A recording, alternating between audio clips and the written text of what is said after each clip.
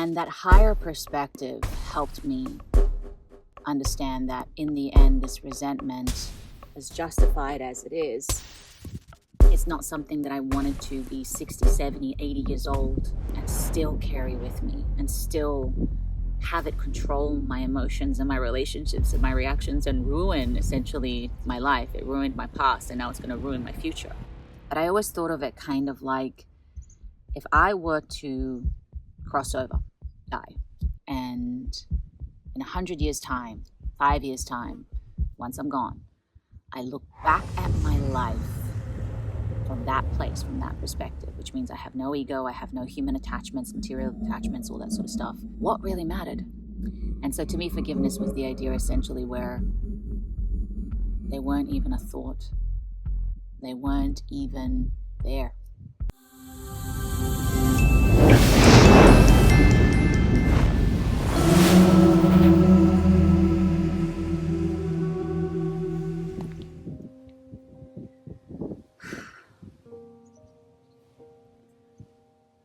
Hello, beautiful souls. Welcome to the channel. So today it's a little bit of a different setting, as you can see. I am currently in Italy, in Puglia. I'm visiting my father, and since I had such a beautiful backdrop, I thought I would take this moment to get on here and have a chat with you guys about forgiveness and the power of forgiveness and what I've been learning about it essentially, and hopefully this is something that I can pass on to you. Or if you've been thinking about trying to forgive or understanding forgiveness. So forgiveness has been something personally that has been incredibly challenging for me. I feel like this is the same for a lot of people. Oftentimes when we feel that we have been hurt, wronged, and in some cases horrible things may have happened to you or to a loved one, forgiveness can become something that seems basically impossible. It's something that we often also associate to maybe even Christianity, saying, forgiveness is something that you have to do, and then a lot of people do forgive, but they do it really because they were told to do it because it was the right thing and not necessarily the right thing for them. And I have spent the last year and a half understanding forgiveness because for me, it was important to heal a certain part of my life, a certain part of my past that I kept carrying with me, this weight, this wound that made me act like a wounded animal. And it made it very difficult for me to find that lightness, to complete certain relationships, to trust people. And I think this is the negative side of not forgiving, on one side, your ego, sometimes rightfully so, feels vindicated, feels righteous, feels like it has some level of power. But on the other hand, you're poisoning yourself with this resentment, with this energy that constantly creates more negativity than positivity. And ultimately, it is a protection mechanism if you really think down to it.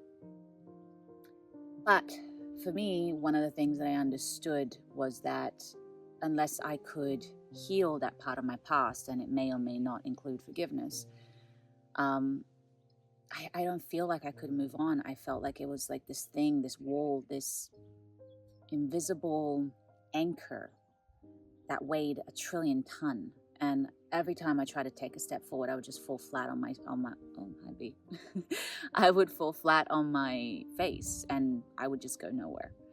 And I don't know if there's anybody out there who feels the same, but I also understood the fact that if I just said, okay, I forgive you, but didn't really genuinely mean it, then I'd be lying to myself. And once again, I'm the one being punished. And I think how you know you've truly forgiven is when you wake up in the morning and you're not replaying the same movie.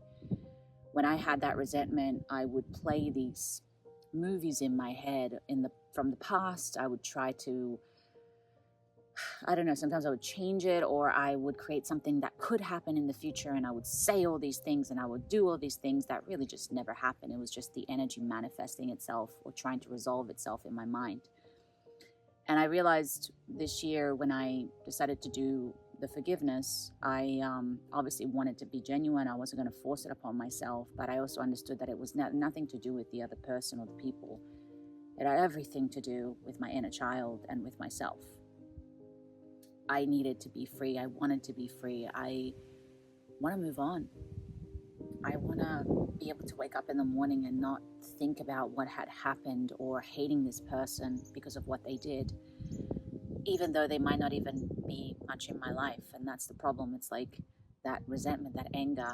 Some of us maybe use coping mechanisms to forget about it, but I constantly would think about the past and what had happened. And my actions today were justified because of something they did to me 20 years ago or 15 years ago.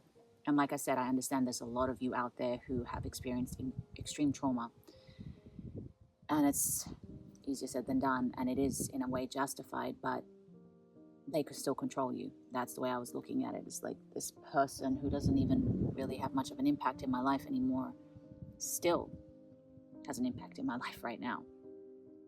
And so to me, forgiveness was the idea essentially where they weren't even a thought. They weren't even there. It's something that happened, something that I learned from, something that I've grown from, something that I became a better person because of that experience. But I truthfully felt like over time, not forgiving, I wasn't becoming a better person. I was becoming a bitter person. I was becoming a shut down person. I was becoming a cold person. I was becoming a fearful person. If you really sit down and look at your behaviors because of this past experience, unfortunately, if we have to admit it to ourselves and try to be neutral about it, the truth of the matter is it doesn't do us any good. So how did I forgive? Because we get that part, right? That's the easy part. We get all these things. But for me, I had to change my perspective on it, and I had to understand the benefits that I would get from it, that it wasn't going to be fair. Forgiveness is not a fair thing. It's not like by forgiving, I walk away feeling great. Sometimes there were moments in these situations where something was said that stung. And, as a wounded self, that would give me the reason to lash out, to get angry, to start an argument. But when you forgive, you choose the higher road. You choose peace. And not peace in the sense of I'm letting them get away with what they said or did. Peace for myself. I'm choosing not to engage in this cycle anymore. I'm not choosing the old energy anymore. I'm choosing a new path, a new result, a new relationship, a new connection, or no relationship at all. That totally is fine. And there is a lightness now that I haven't had in a long time, and I've noticed my mind is not thinking about the past as much anymore, and that anger, that weight in my chest is mostly gone. But the point is, I had to change my perspective. I had to really look at why I needed to do this. And it really came down to my present and my future and all the things that I explained, being very aware of how much this thing in the past has been impacting me negatively still today, how that person still has power over me and my mind and my heart and my decisions, even though they're not even in my life. And so I decided to walk in from a higher perspective. Now we're getting a little bit into the woo-woo side of things, I guess, or not, depending on your point of view, I guess. But I always thought of it kind of like if I were to cross over, die, and in 100 years' time, 5 years' time, once I'm gone, I look back at my life from that place, from that perspective, which means I have no ego, I have no human attachments, material attachments, all that sort of stuff. What really mattered? What was really important to me, for me to experience, and for my relationships? And that higher perspective helped me understand that in the end, this resentment as justified as it is, it's not something that I wanted to be 60, 70, 80 years old and still carry with me and still have it control my emotions and my relationships and my reactions and ruin essentially my life. It ruined my past, and now it's going to ruin my future. I had to do something about it, and I didn't know always exactly how, but I knew that possibly forgiveness was the solution. It is very difficult. And forgiveness doesn't mean, again, you're letting the person get away with bad behavior in the future or in the present. It doesn't mean that you have to continue a relationship. It doesn't mean a lot of things, but for me, what it meant, it's just I'm looking at this situation from a different perspective. And I am choosing the light. I'm choosing the healing. I'm choosing the love. And, there were times when things were said or done that I just left. I don't have to interact. I don't have to engage. And I constantly just chose my peace.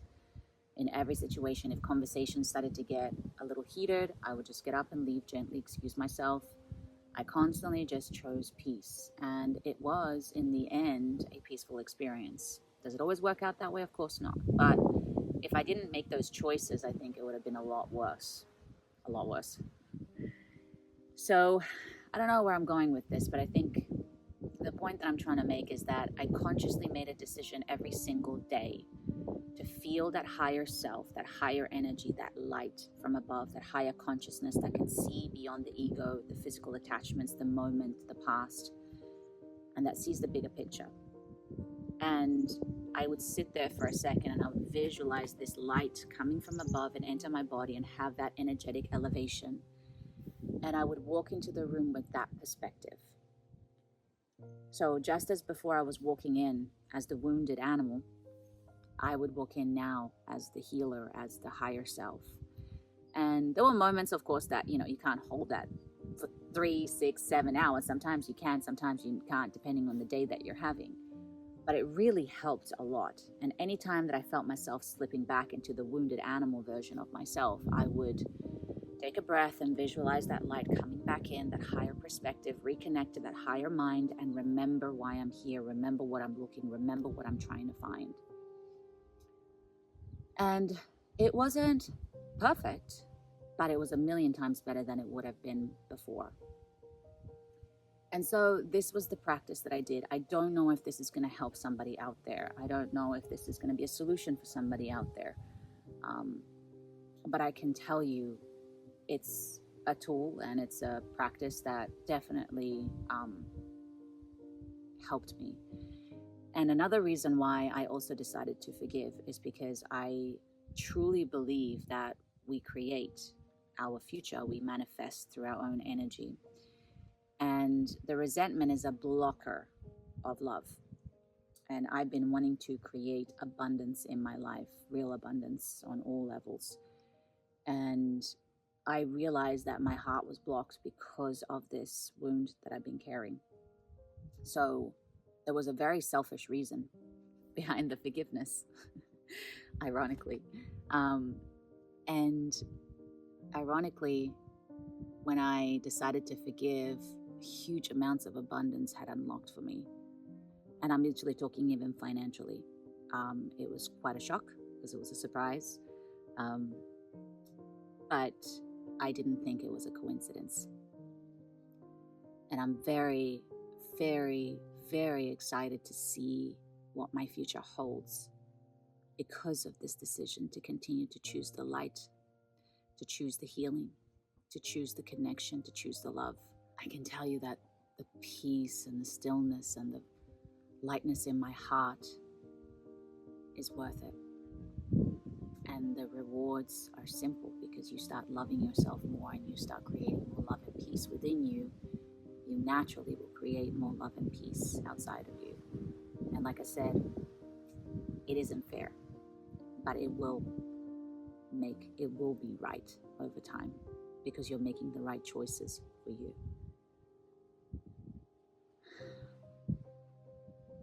So I want to leave with that. I hope that this video was clear and it made sense. If it didn't, well, I tried my best. It makes sense to me. But if you're not ready to heal, my advice is don't push it. Just choose to do everything in your power to heal yourself. And you know, if you need help, I would highly recommend. I actually hired a coach before I came here and before I was making all this healing. So I didn't all do it by myself. I really think it's important to accept help and professional help sometimes, because a different perspective is always helpful. And you know, we need help as humans. We're pack animals. We're not solitary. So don't be afraid to ask for help if you need help, if you need a guide, if you need somebody who can assist you with it. And of course, the most important thing though is that you do the work. You do the affirmations, I did a lot of mirror work. I would sit in front of the mirror and I would say things. I would, every time I would think negatively or that old story would come back up. The other thing that I would do is I would catch myself and I would take a breath and I would once again call down that higher perspective. And one of the most powerful practices that I've been doing lately is I've been talking to my brain directly. So if I have a negative thought, I will literally say, I'm not even like, you know, it's literally, you will say in your head, brain, this thought does not serve me. It doesn't make me feel good. Can you please create a thought that will make me feel happy and abundant? You'd be amazed at the power of this practice. I have a lot of intrusive thoughts, especially first thing in the morning when I wake up. And every time I say this, it changes my thoughts from something very negative and toxic where I can go down that spiral, that snowball effect. Immediately I find that shift. You got to remember that your brain wants to work with you and not against you. And when it's creating these thoughts, it's not trying to punish you. It's actually trying to protect you. But you have power over your brain. You have the power to tell your brain what you want to experience and how you want to feel. But we've never been taught to talk to our brain literally and instruct it how you want to think and feel.